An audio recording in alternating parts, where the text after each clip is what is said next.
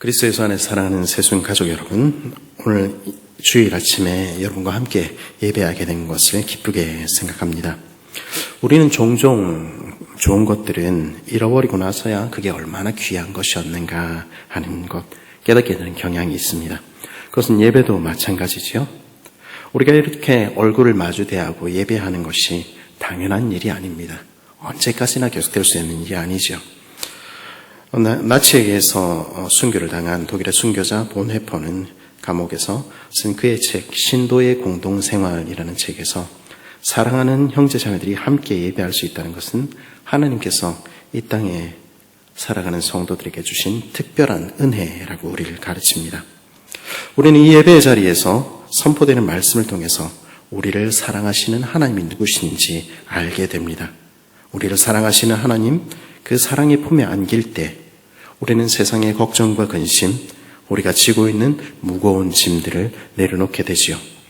그리고 이 예배 자리에서 우리는 다시 세상을 살아갈 힘을 얻게 됩니다. 하나님을 기쁘게 하는 삶을 가능하게 하는 생수는 우리 아까 찬양하면서 고백했듯이 진실로 바로 이곳 예배의 자리, 복 주시는 하나님으로부터 흘러나오는 것입니다. 그러기에 하나님은 우리를 위하여 예배의 자리를 베푸시고 배설하시고 우리를 예배의 자리로 불러 초청하시는 것입니다. 오늘 말씀 1절은 이런 말로 시작합니다. 내 조상의 하나님 여호와께서 내게 주셔서 차지하게 하신 땅에서 너희가 평생에 지켜 행할 규례와 법도는 이러하니라.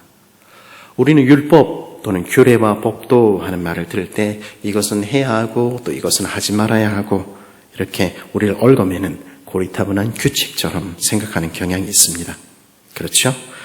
그러나 하나님의 율법은 그렇지 않습니다.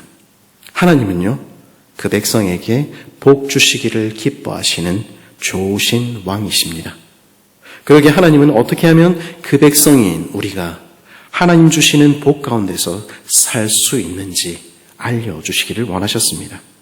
그러므로 하나님의 규례와 법도는 우리를 규제하기 위한 것이 아니라 우리를 누르기 위한 것이 아니라 어떻게 하면 하나님 주시는 그 복 가운데 살 수 있는지 우리에게 알려주시는 자비하신 하나님의 가르침이지요.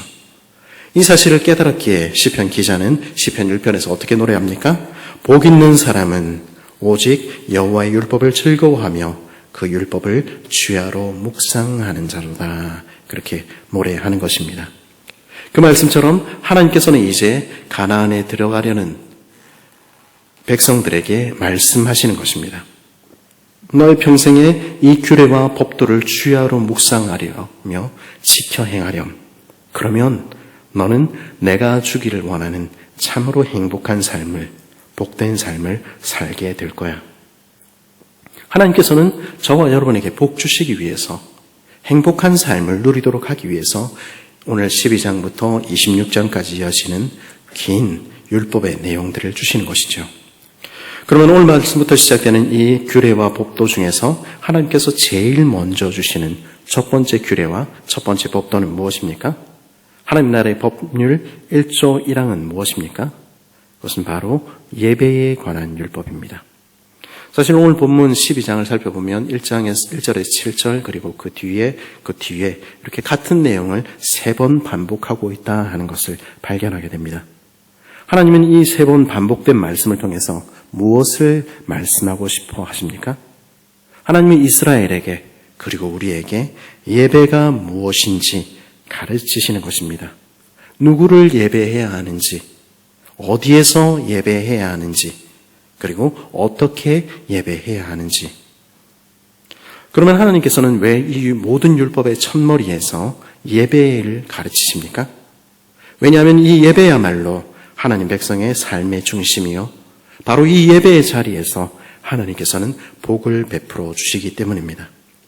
그러므로 오늘 아침 우리도 이 말씀을 따라가며 예배가 무엇인지 그리고 어떻게 우리가 예배하고 있는지 다시 한번 생각해 볼 수 있기를 바랍니다. 예배에 관해 가르치시며 하나님께서는 2절과 3절에서 다소 과격한 말씀으로 이렇게 말씀하십니다. 너희가 쫓아낼 민족들이 그들의 신들을 섬기는 곳은 높은 산이든지 작은 산이든지 푸른 나무 아래든지를 막론하고 그 모든 곳을 너희가 마땅히 파멸하며 그 제단을 헐며 주상을 깨뜨리며 아세라상을 불사르고 또 그 조각한 신상들을 찍어 그 이름을 그곳에서 멸하라. 파멸하고 헐고 깨뜨리고 불사르고 찍어 멸하라. 굉장히 과격한 이야기지요. 완전히 없애라, 진멸하라 말씀하는 것입니다. 이 말씀은요, 이따금 물리적으로 신전을 파괴하고 우상을 찍는 것으로만 이해되어 왔습니다. 물론 이 말씀은 하나님께서 주신 당시 가나안의 땅에 들어가는 사람들에게는 문자 그대로 적용되어야 했겠지요. 그들의 삶에서 그들은 우상을 제해야 했습니다. 하지만 오늘도 그렇게 이해해야 하는 것일까요? 어떤 사람들은 오늘도 그렇게 생각을 해서 우리 선배들 중에는 절에 뛰어 올라가서 부수고 찍고 하신 분들이 있습니다. 그러나 그렇게 하라고 말씀하시는 것이겠습니까? 그것은 오해일 수 있는 것이죠. 사실 오늘 2절부터 3절까지 이어지는 이 모든 얘기의 핵심은 어디에 있습니까? 그것은 맨 마지막에 등장하는 그 이름을 그곳에서 멸하라 하는 이야기입니다. 하나님께서 정말로 하시고 싶은 말씀은 그들이 들어가게 될 가나안 땅에서 우리가 사는 삶의 자리에서 혹시라도 다른 신들을 섬기지 않도록 그 이름까지 완전히 없애라 하는 것입니다. 그러면 하나님 왜 그렇게까지 말씀하십니까? 왜 그렇게까지 다른 신들을 섬기는 것 반대하십니까? 그 이유는 자명합니다. 이 세상의 신들은 참되고 사신 하나님, 우리들의 아버지가 아니기 때문입니다. 특별히 가나안 신들에 관해서 하나님께서는 오늘 말씀 뒷부분에 등장하는 31절에서 이렇게 말씀하십니다. 내 하나님 여호와께는 내가 그와 같이 행하지 못할 것이라. 그들은 여호와께서 꺼리시며 가증히 여기시는 일들을 그들의 신에게 행하여 심지어 자기들의 자녀를 불살라 그들의 신들에게 드렸느니라.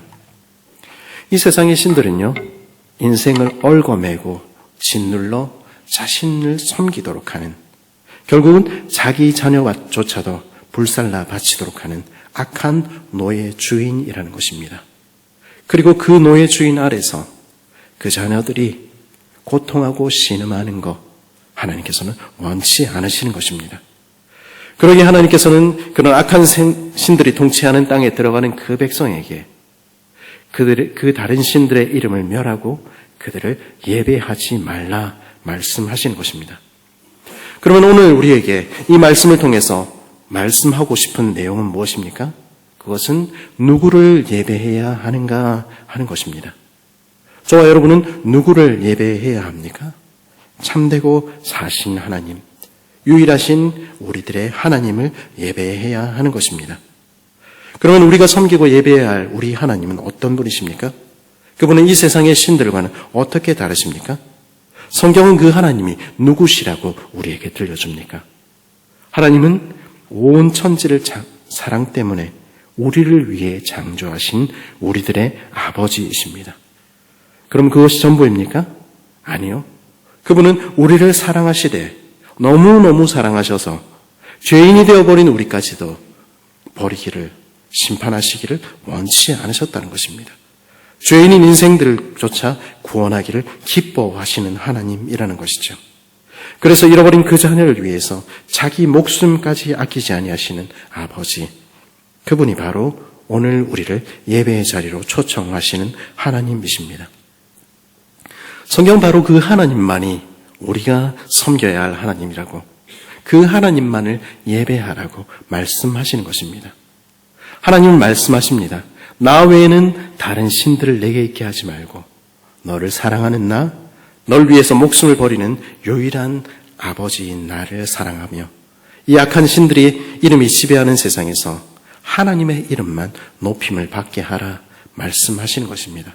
그것이 하나님만을 예배하라 하는 말에 담긴 의미겠지요. 그런데 하나님을 예배하라 하는 말씀에는 또 다른 의미가 있습니다. 오늘 말씀 4절은 뭐라고 얘기합니까? 너희 하나님 여호와께는 너희가 그처럼 행하지 말고, 그것은 하나님 대신에 다른 신들을 섬기지 말라 하는 말씀일 뿐 아니라 우리가 하나님을 섬긴다 이야기하면서도 다른 신들을 섬기듯이 그렇게 섬기지도 말라 하는 말씀입니다. 다른 신들처럼 하나님을 섬긴다. 그 말은 무슨 말입니까? 십계명의 두 번째 계명인 신명기 5장 8절 9절에서 하나님께서는 이렇게 명령하시죠. 너는 자기를 위하여 새긴 우상을 만들지 말고 위로 하늘에 있는 것이나 아래로 땅에 있는 것이나 땅 밑 물속에 있는 것에 어떤 형상도 만들지 말며 그것들에게 절하지 말며 그것들을 섬기지 말라. 우리는 형상 만들지 말라 거기에 주목을 합니다만 또 하나 주목해야 할 부분이 있습니다. 그것은 5장 8절 첫말이 등장하는 너를 위하여 라는 부분입니다. 사람들이 그 수많은 우상을 만드는 이유가 무엇입니까? 이 땅의 피조물들을 신이라 부르며 그 나무 아래서 신들에게 또한 공양을 하는 그 궁극적인 이유는 목적은 무엇입니까? 다 자기를 위해서 그렇게 하는 것 아니겠습니까? 내가 건강을 누리고 내가 재물을 얻고 내 집이 잘 되고 내가 복을 얻기 위해서 신들을 만들고 섬기는 것이죠. 그 마음 가장 깊은 곳에 있는 것은 우상숭배 가장 깊은 곳에 있는 것은 결국은 자기애인 것이죠. 그런데 우리는 하나님도 그렇게 섬길 수 있는 것입니다. 참되고 사신 하나님, 우리 아버지 그분에게 관심을 가지고 그분을 만나기 위해서 예배 자리에 나오는 것이 아니라 내가 얻을 그 무엇만 위해서 하나님 앞으로 나올 수도 있는 것이죠. 그럴 때 우리는 하나님 하고 예배를 드리지만 그러나 실상은 나를 위한 우상의 예배를 드리는 것과 다르지 않은 것입니다. 하나님이 아닌 내가 내 마음을 가득 채우고 있을 때 우리는요 예배 자리에 나와서도 하나님을 섬기지 못할 수 있습니다. 그런 모습을 가리켜 하나님께서는 너는 자기를 위하여 우상을 만들고 있구나 말씀하시는 것입니다.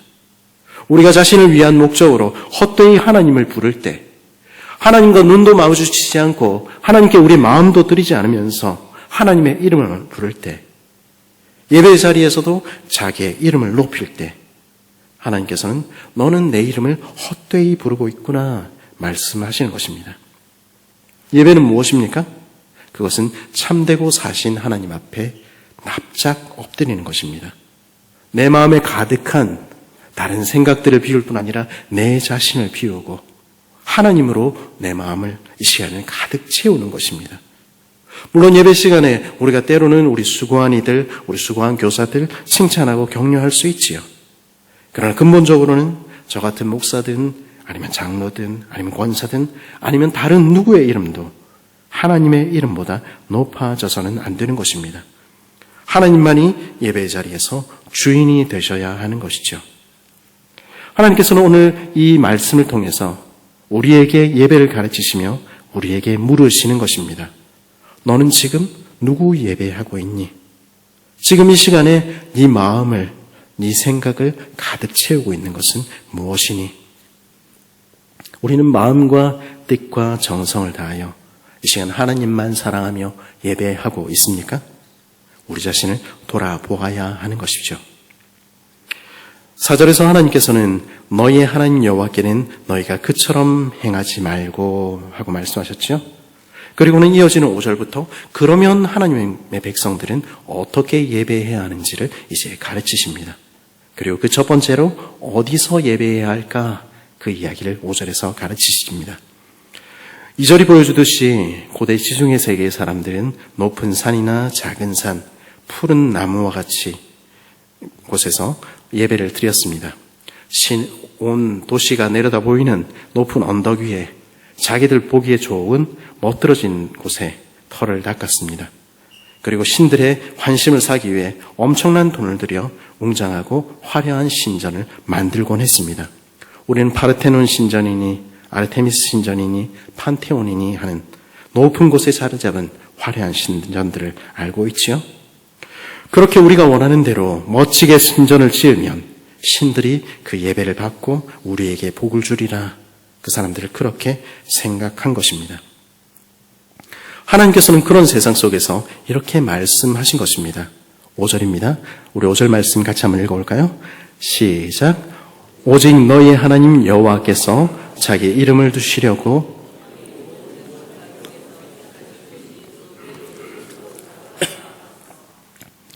하나님께서는 뭐라고 말씀하십니까?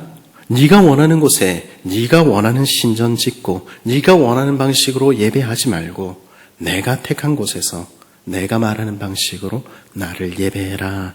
그렇게 말씀하시는 것입니다. 신명기에 보면 심지어 돌도 정으로 다듬지 마라 말씀하시는 것이죠.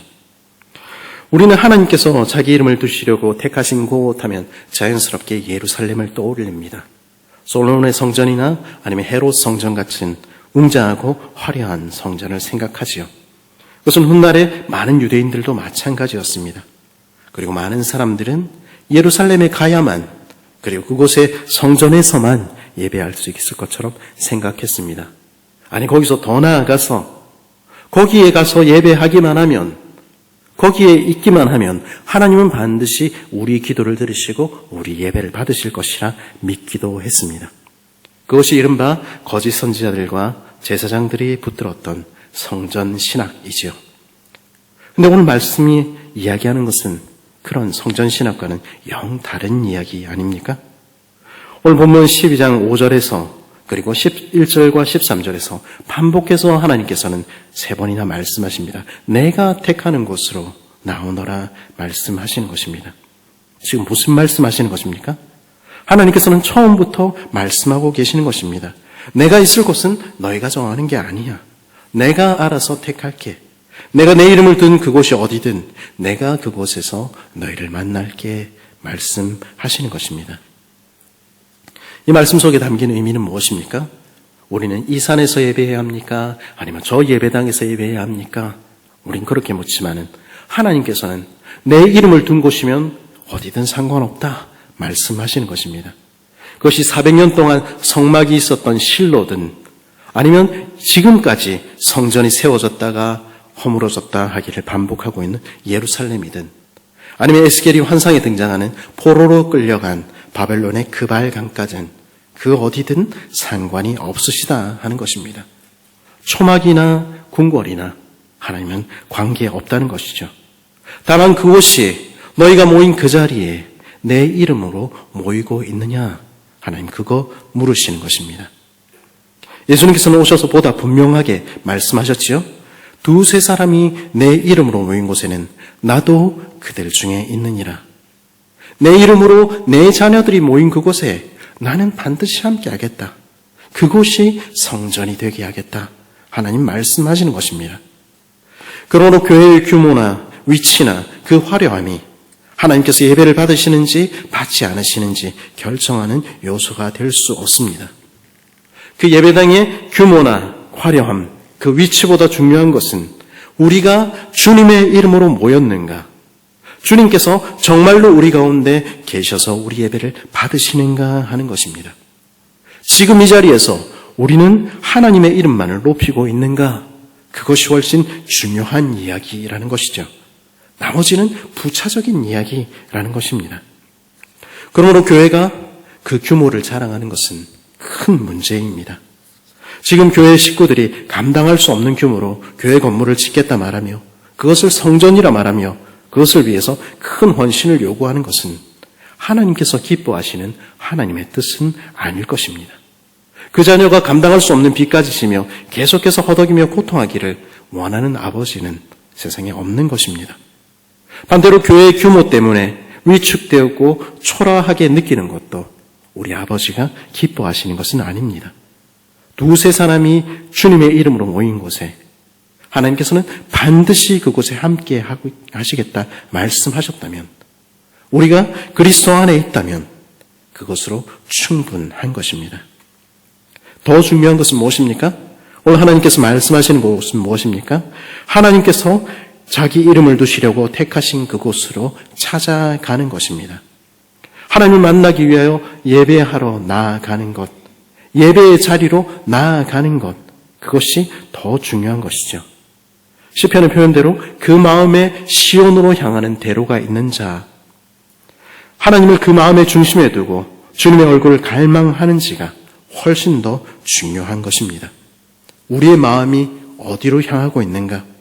우리 마음이 지금 하나님을 만나는 그 자리로 벌써 달려가 있는가? 우리는 하나님 만나기를 한 주 내내 그 마음 가득 사모하는 순례자들인가? 하나님 그거 물으시는 것입니다. 우리는 스스로 속이지 말아야 하는 것입니다. 내 삶에서 하나님을 위한 시간을 들이지도 않으면서 하나님을 만나러 나오지도 않으면서 나는 하나님의 백성이고 나는 내 마음은 하나님께 드리고 있다 말하지 말아야 하는 것입니다. 물론 어쩔 수 없는 상황이 있다는 거 알고 있습니다. 우리의 직장이 때로는 우리가 예배 자리에 나오는 것 허용하지 않을 수도 있지요.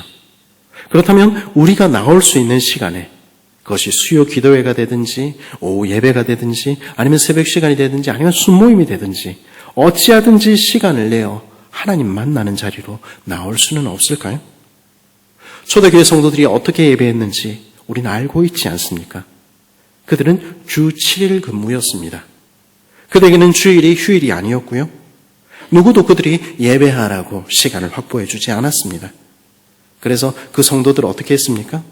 주일에 모든 일이 끝난 다음에 지친 몸을 이끌고 그러나 하나님의 말씀 듣기 위하여 하나님 만나기 위하여 나아온 것입니다.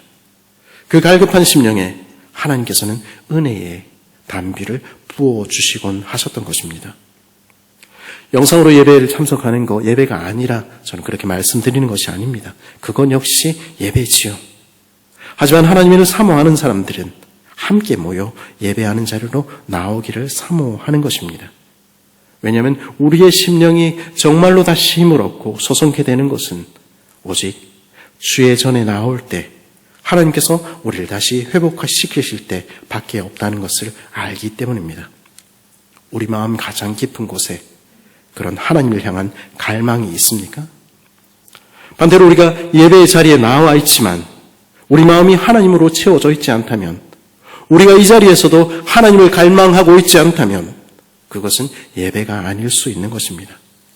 우리는 하나님의 회복을 사모하고 갈망하고 있습니까? 우리 마음에는 그래서 언제나 시온으로 하나님의 전으로 향하는 대로가 펼쳐져 있습니까?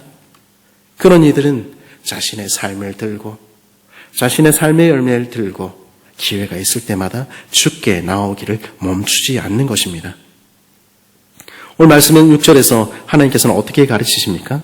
너희 번제와 너희 제물과 너희 11조와 너희 손의 거제와 너희의 서원제와 낙헌 예물과 너희 소와 양의 처음 난 것들을 너희는 그리로 가져다가 드리고 그것들을 들고 하나님 앞에 나아오라 말씀하시는 것입니다. 하나님께 나올 때 너는 내 삶의 열매를 아니 네 삶을 들고 나오라 말씀하시는 것이죠. 교회가 특별히 목회자들이 잘못한 것들이 참 많이 있습니다. 교회 역사를 통해서 볼 때 하나님의 이름으로 목회자들은 성도들에게 이런저런 명목으로 마치 세금을 걷듯이 헌금을 거뒀던 역사가 있습니다. 오늘날에도 복을 빌미로 해서 헌금을 많이 해야 복을 받는다 말하기도 합니다. 자신의 삶의 형편을 고려하지 않고 교회에 무조건 바쳐야 된다 이야기하는 사람도 있습니다. 교회를 위해 돈을 쓰는 것만이 거룩한 것인 것처럼 이야기하기도 합니다. 그것은 하나님께서 말씀하시는 이야기가 아닙니다. 그것은 이단적인 가르침이지요. 그 결과가 무엇입니까? 한번 어떤 분이 저에게 그렇게 말씀하시는 것을 들은 적이 있습니다. 목사도 부자만 사랑한다고. 제가 얼마나 마음이 아팠는지 얼마나 부끄러웠는지 모르겠습니다. 끊임없이 말씀 앞에서 자신을 돌아보며 깨어있지 않을 때 끊임없이 하나님께로 향하지 않을 때 우리 자신은 물론이요 기관과 제도 역시 교회 역시 하나님의 뜻으로부터 멀어질 수밖에 없습니다. 누구라도 예외는 없는 것이죠. 그러기에 우리는 끊임없이 물어야 합니다. 우리는 말씀 앞에 서 있는가? 우리 교회는 하나님께 나아가고 있는가? 오늘 본문이 반복되어 주어져 있다고 말씀을 드렸는데요. 이 헌금과 관련해서 오늘 본문에서 독특한 부분이 있습니다. 그것은요, 고기 먹는 이야기입니다. 15절에서 그리고 20절부터 22절에서 하나님께서는 반복해서 이렇게 말씀하십니다. 그러나 내 하나님 여호와께서 내게 주신 복을 따라 각 성에서 내 마음에 원하는 대로 가축을 잡아 그 고기를 먹을 수 있나니 곧 정한 자나 부정한 자를 막론하고 노루나 사슴을 잡아먹는 것 같이 먹으려니와 성전에서 제물을 바치고 나서만 고기를 먹는 것이 아니라는 것입니다. 하나님께서는요, 자신의 백성들이 원하는 대로 그들의 삶의 자리에서 하나님께 주신 축복을 마음껏 누리며 사는 거 기뻐하신다는 것입니다. 내게 주신 것들 누리는 거 죄가 아니라는 것입니다. 무조건 하나님께 바쳐야 한다. 그거 성경의 가르침이 아니고요. 그것은 이단적인 가르침입니다. 특별한 마음의 소원을 가지고 기도하기 위하여 금욕적으로 사는 일 할 수 있습니다. 특별한 목적을 위하여 내 삶의 허리띠를 조아매고 드리는 것 할 수 있습니다. 그러나 그 소원의 경우에도 기간을 정해놓고 하도록, 그리고 일정한 만큼 하도록 하나님께서는 가르치시는 것입니다. 우리가 일주일에 며칠을 금식하고 우리는 40일을 금식하고 아니면 우리가 얼마나 헌금을 하고 그것이 우리의 자랑이 될 수는 없는 것입니다. 우리는 우리의 것들을 누릴 수 있습니다. 맛있는 거 먹는 거 죄가 아니고요. 즐길 수 있습니다. 우리에게 주신 가족들과 함께 여행을 하는 거 나쁜 일 아닙니다. 그것도 주께서 주신 내 삶을 누리는 방법이지요. 그러나 기억해야 할 것이 한 가지 있다 하는 것입니다. 그것은 무엇입니까? 그것은 그렇게 즐기는 가운데도, 모든 것을 누리는 가운데도 우리가 할 수 없는 것이 있다 하는 것을 기억하는 것입니다. 하나님이 하면 안 돼 말씀하시면 나 하지 않겠다 결심하는 것입니다. 고기는 마음껏 먹을 수 있으나 뭐라고 얘기합니까? 그 피는 먹지 말라 말씀하시는 것입니다. 이 금지의 명령은요, 동산에 있는 모든 나무의 열매를 먹되 그러나 선악을 알게 하는 나무의 열매는 먹지 말라 말씀하셨듯이 하나님의 주인 되심을 인정하고 그 명령에 순복하라 하는 것입니다. 피는 당시의 생명의 상징으로 간주되었습니다. 이 금지의 명령을 통해서 하나님 뭐라고 말씀하시는 것입니까? 생명만큼은 하나님께 속해 있다는 것을 고백하며 살라 말씀하시는 것입니다. 생명을 귀히 여기고 생명의 주인이 하나님이심을 고백하며 그 하나님의 주권을 인정하며 살라는 것입니다. 내가 누릴 나의 만족보다, 나의 자유보다, 나의 기쁨보다 더 중요한 것이 있다는 것을 고백하며 살라 말씀하시는 것입니다. 주님이 가장 귀하며 그 말씀이 내 생명보다 귀하다는 것을 고백하라 하는 것이죠. 너희의 번제와 너희의 제물과 너희의 11조와 너희 손의 거제와 너희 손의 서원제와 낙헌제물, 자유롭게 드리는 예물과 너희 소와 양의 처음 난 것들을 너희는 그리로 가져다가 드리고, 이 헌금에 관한 명령은 이런 맥락에서 하나님이 주인 되심을 인정하는 이런 맥락에서 주어지는 것입니다. 이 말씀을 17절에서는 다시 설명합니다. 너는 곡식과 포도주와 기름의 11조와 내 소와 양의 처음 난 것과 내 소원을 갚는 예물과 내 낙헌 예물과 내 손의 거제물은 내 각성에서 먹지 말고, 금지 명령으로 다시 설명하시는 것이죠. 무엇을 말씀하시는 것입니까? 네가 원하는 대로 먹되 그러나 하나님의 것은 하나님께 드리라 하는 것입니다. 하나님의 것을 하나님께 드리지 않으면서도 너는 하나님의 백성이라 그렇게 이야기하지 말라는 것입니다. 10분의 10을 다 가져도 부족한 것이 우리의 인생이지만은, 그러나 그 10분의 1을 떼어서 하나님께 드리며 내 모든 것이 하나님께로부터 왔습니다 고백하라는 것입니다. 우리의 귀한 소와 양의 처음 난 열매를 하나님께 드리며 그 전부가 하나님께서 내게 주신 선물이라고 고백하라는 것입니다. 하나님께 약속해놓고도 그것을 아까워하며 아나니아와 삽비라 부부처럼 이리 빼돌리고 저리 줄이며 그러면서도 나는 하나님께 드리고 있다 얘기하지 말고, 나에게 전부를 주신 하나님, 나에게 모든 것을 주신 하나님께 기꺼운 마음으로 낙헌 예물을, 감사의 제사를 드리려, 그것이 예배다 하나님 말씀하시는 것입니다. 하나님께서 주신 은혜에 감격하여 하나님께서 선물로 내게 주신 내 삶을 하나님께 다시 돌려드리는 것, 그것이 예배라는 것입니다.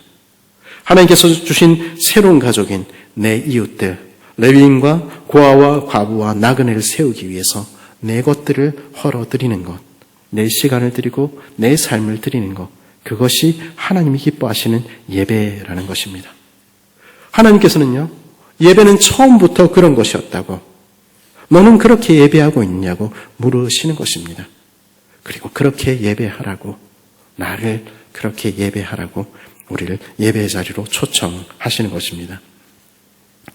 그리스도 예수 안에서 사랑하는 새순 가족 여러분, 예배는 모든 사람에게 누구에게나 열려 있습니다. 그러나 아무나 예배할 수 있는 것은 아닙니다. 오직 하나님의 구원을 맛본 사람들만이, 하나님께서 내게 모든 것을 주셨다는 것을 아는 사람들만이 참으로 예배할 수 있습니다.